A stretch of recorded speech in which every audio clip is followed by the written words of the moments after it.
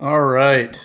Welcome. All right. So it's Chad Broshears. I am the host of Growing Up in the Wilds of Suburbia. And today's video, I'll try to make it pretty short. There's some things that have been coming to light here as I've kind of continued this exploration into my own growth and development. For the people that know me or that have watched this channel, probably have picked up at this point that I'm a pretty avid reader. I also choose to spend the majority of my time learning things, listening to somebody that can teach me something, or just expand perspectives. So I had been listening to a little bit from Jordan Peterson again recently. He's a psychologist. He was a professor, and he's written several books, one of which it's pretty popular. It's called 12 Rules for Success, An Antidote to Chaos. Great book, by the way, also an audio version.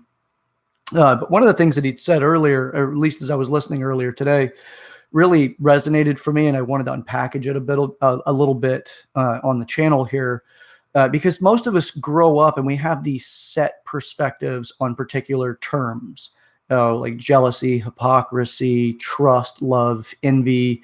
We just have these heuristics built into the word. Once we hear it, we have an idea about what is being said, but not necessarily really is what being said.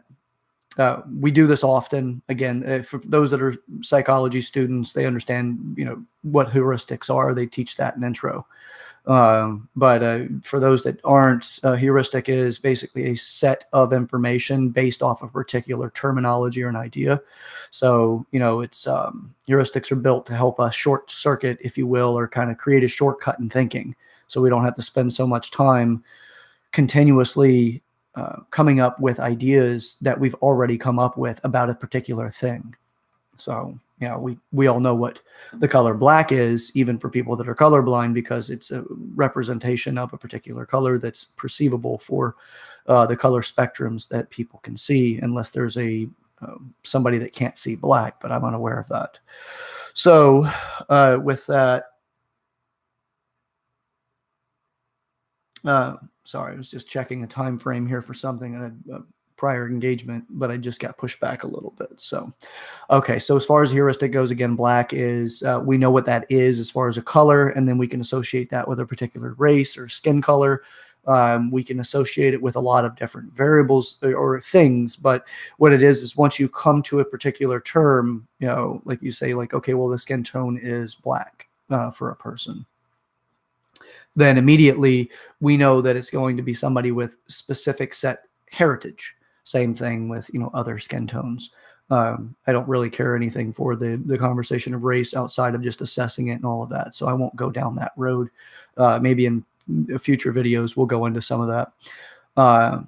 So with it, again, what we do is we establish a particular set of ideas that are associated with a particular term, word, term, the context in a particular sentence, things like that. Will come up with these shortcuts of thinking. They're not always beneficial, but for the most part, they do actually greatly reduce the requirement of thinking in particular ways. So, but again, more on heuristics at another time. For now, that's not really the intention of the video. So what I wanted to really talk about was jealousy. And jealousy in the sense of like how, let's say, envy to jealousy. So the example that was used earlier that I was listening to was about, somebody driving a Porsche that goes by, it could be a brand new Porsche. We'll say just a brand new 2019 Porsche. This guy drives by. The person that would be witnessing the person driving by may have immediate idea about what that person's life is like and say that, well, that must be nice. But people are not prepared to think about the total reality of what it takes in order to accrue what's necessary to have that, to have the Porsche. Now, you can look at it and think, well, that would be fantastic. That would be nice. You think about all of the desirables that typically we get when we first purchase something, or within the early lifespan of that thing that we purchased. We think about all kinds of fantastic things. It must be fun to drive. It must really get me a specific type of attention. And we immediately conflate that into the world that person is in. And we think the more desirable, and then how we can measure against our own witnessing of it and think, well, I don't have it. I don't have the means to come by it. And I also don't have not just the financial means, but I also don't have the business sense necessary to get there. That would be a very insightful person to think I don't have the business sense to get there. A majority of people will be like, I just can't afford it. Well, people don't look at the reality of what that person actually is going through. Right, that person may be on their last limb. They may be planning to pull the car at 100 miles an hour, off the road and to commit suicide. Excuse me. Oh, that was nice. Okay. I really don't know what that person's going through. The person also may have a life experience that they're not happy. They may not be at the end of like their conclusions about life to the point of suicide, but they may be doing things for a slow death. Doing things that are outside of congruency with their core values. Maybe they're drinking more than the allowable for health values. Perhaps that they don't put any conscious awareness into food, and so they just eat whatever because they're so caught up in the demands of what's necessary in order to not only have the Porsche, but usually the person has a Porsche has a surrounding environment. Now, it's not a guarantee. I'm just saying in general, the person would likely have more things in their life that they've afforded for themselves, like a large house, perhaps vacations, or just extravagant things, extravagant based only on the idea that it's not something common to the average person, but what it takes to have that life. Also, people don't consider what kind of friends would be associated in that circle and how intimately connected those friends are. Are those friends only connected at the fact that they have a like-minded experience of, or a like life experience? Excuse me again. Well, that's something you usually don't want in a recording. So for those people that are out there envying anything about where I'm at or jealous of it, long stressful days, and you can wear on your immune system a bit and come across something. And this could just be sinuses. I don't know. But anyway, so as far as that goes, they don't look into consider what's really going on in that person's life as a whole. What we can do though, is we'll look at, okay, well, I have some great friends now. I'd only imagine I'd have great friends if I was wealthy. If I get a chance to interview a lottery winner, I think this would be extremely enlightening for people. There's a lot of people that are lottery winners that become more miserable when they get the money than they are before it.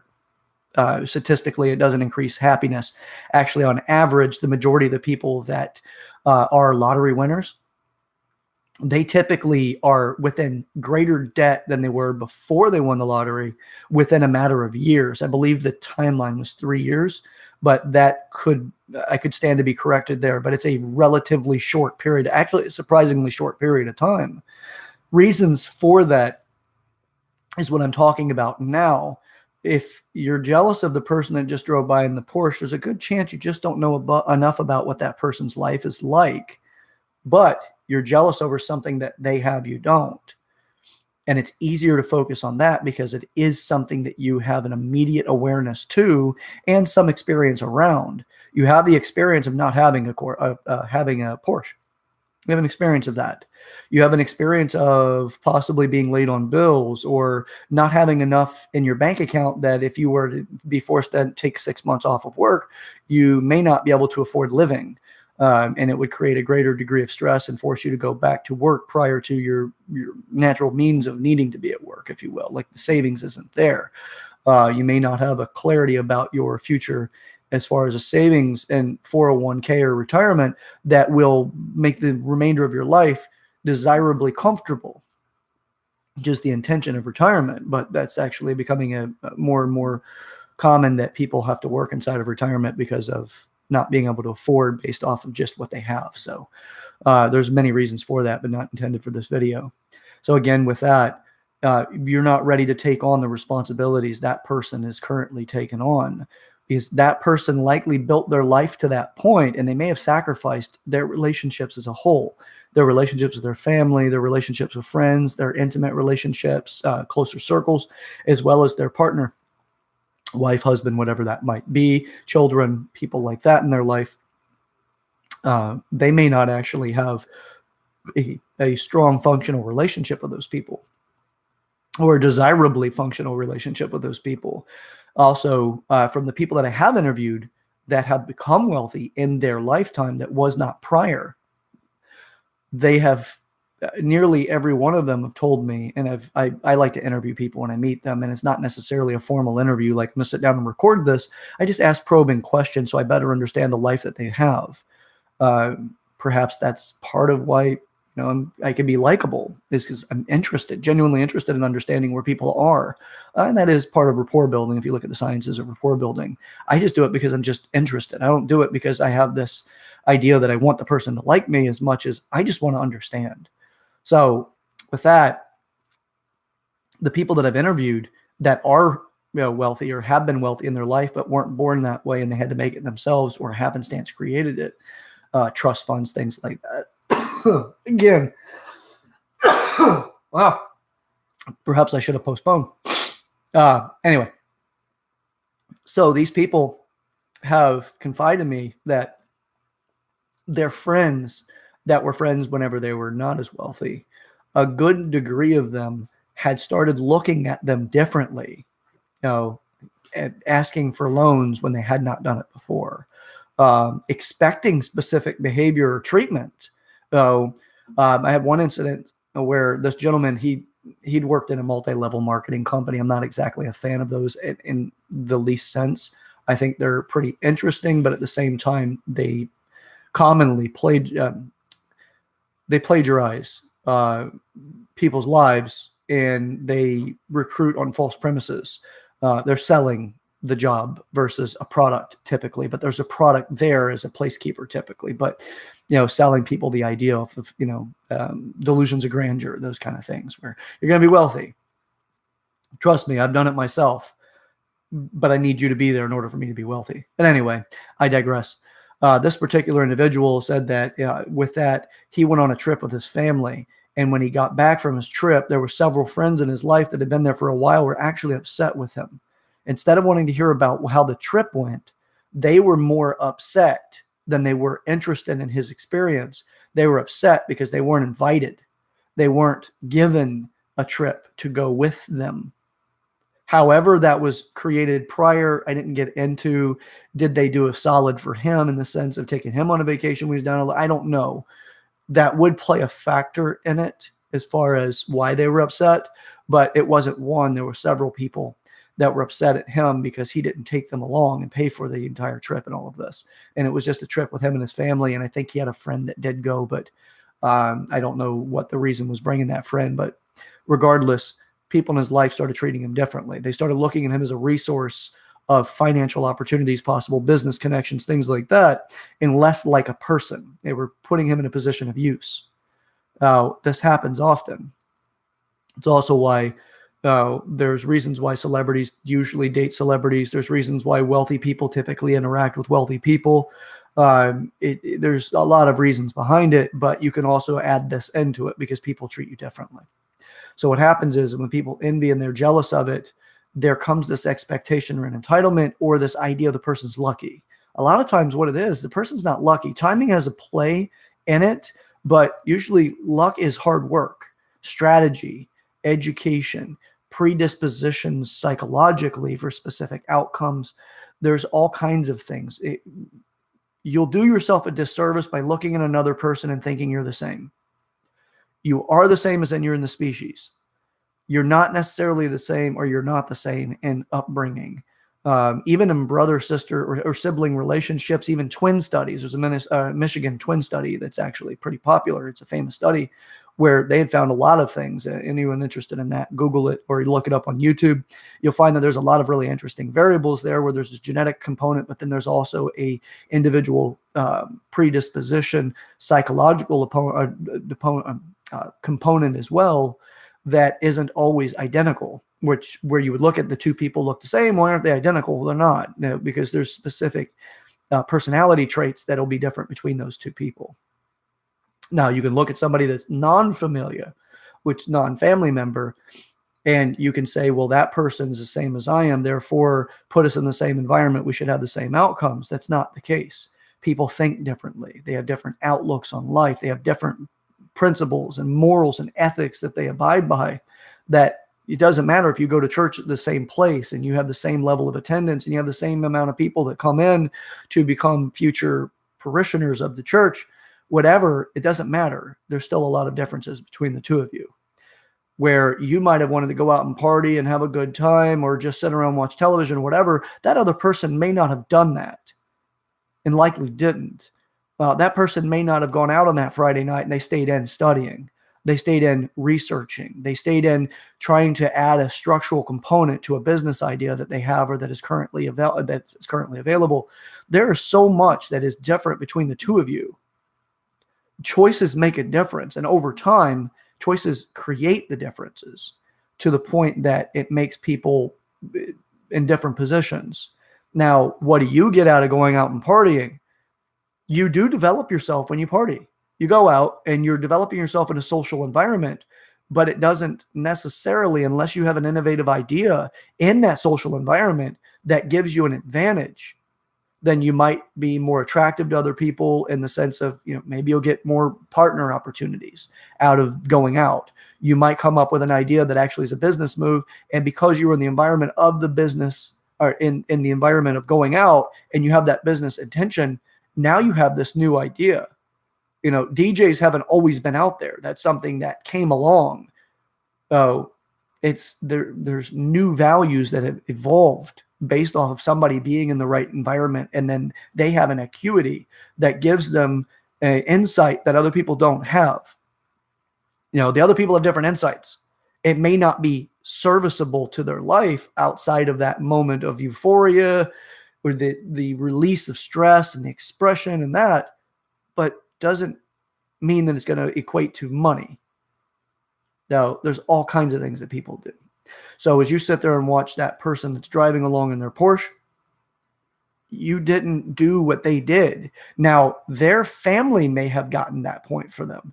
If you don't know, you just look at it and you assume the greatest deal of privilege or unethical behavior, not the work it takes to get there.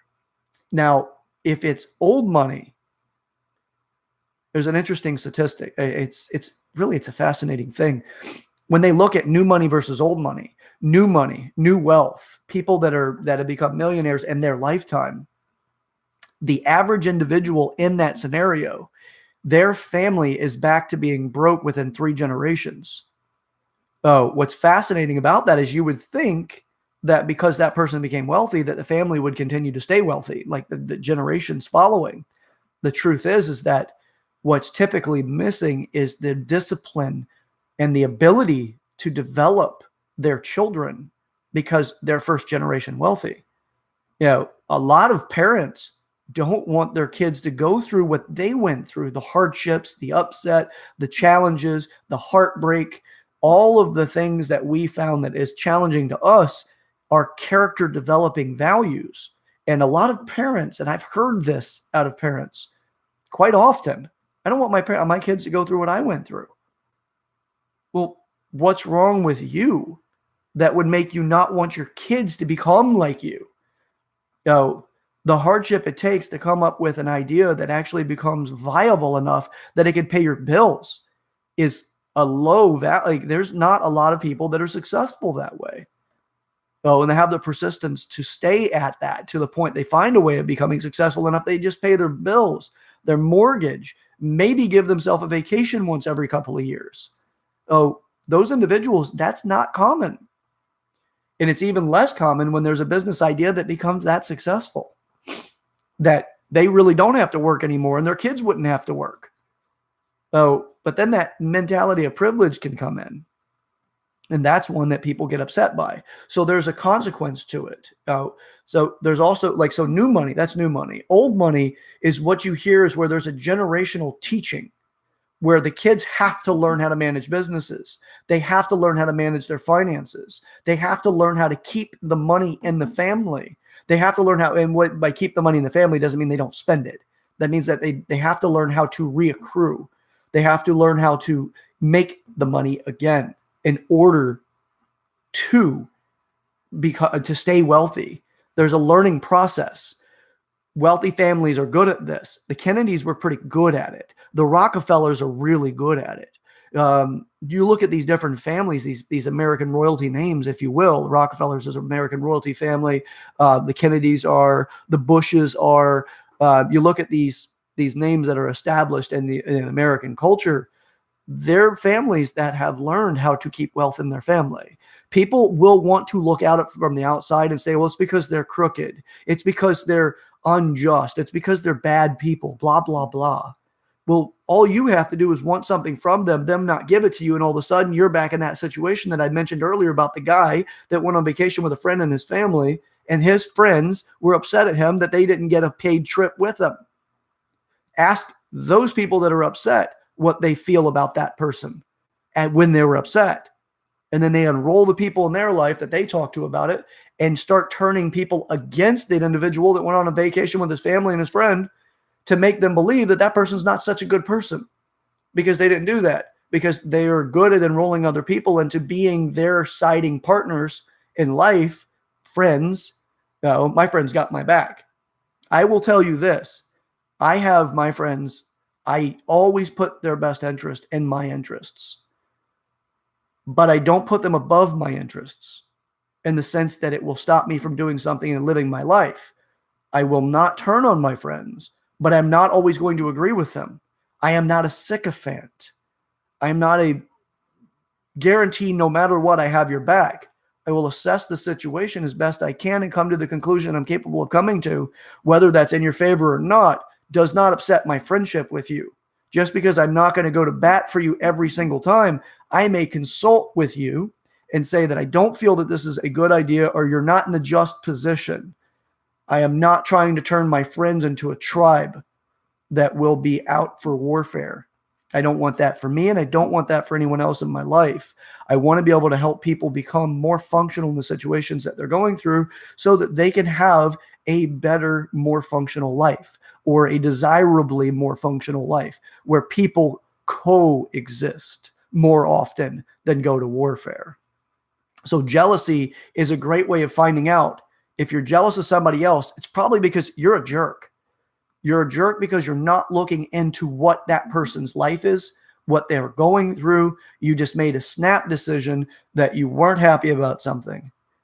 Now, that's the scenario. We can go further and we can go into relationship jealousy and insecurities and why we're the way that we are. But this particular human behavior, this psychological element will be present in that as well. But the subject needs to be talked about in a different way because people are not comfortable with looking at the subject of personal relationship, intimate relationships with a partner, and the same way of looking at somebody drove by in a Corvette or a Porsche or whatever vehicle that person would really like to have but doesn't have. So I'll go into that later. Please, guys, I'm going to go ahead and wrap this up because I got an appointment I need to get to that was postponed, but we're getting close to it. So with that, guys, just if you're interested in having a conversation with me, I'm not saying I'm absolutely right, but I promise you, I put a lot of thought. I read a lot and I talk to people as much as I can to have a better understanding about the way life is for not just me, but for everyone around me. So with that, please comment in the comment section. Share this video with anybody you think may value it. If you have something that you'd like to interact with me by, you want to be able to, whatever, comment in the comment sections. I'll try to get to it as soon as I can. And with that, guys, I value where you are. Guys, gals, I'm using that in the non-gender specific, by the way, since apparently we have to say that now. Or at least people more comfortable when you say that. With it, I appreciate your time. I appreciate anything that you put into this. You really looking at your own life and considering that there might be another perspective on it. If this made you go, or that's neat, or you got a good point, share it with somebody else. Okay. I'm really trying to grow as the best that I can, and not just this channel, but in life. And I really want to see people take the journey with me. With it, that's why it's called Growing Up in the Wilds of Suburbia. We're in this together, even if it doesn't look like it. Oh, guys, again, it's Chad Broshears. I'm the host of Growing Up in the Wilds of Suburbia. Keep thinking. Let's go there. Okay. I'll see you guys soon.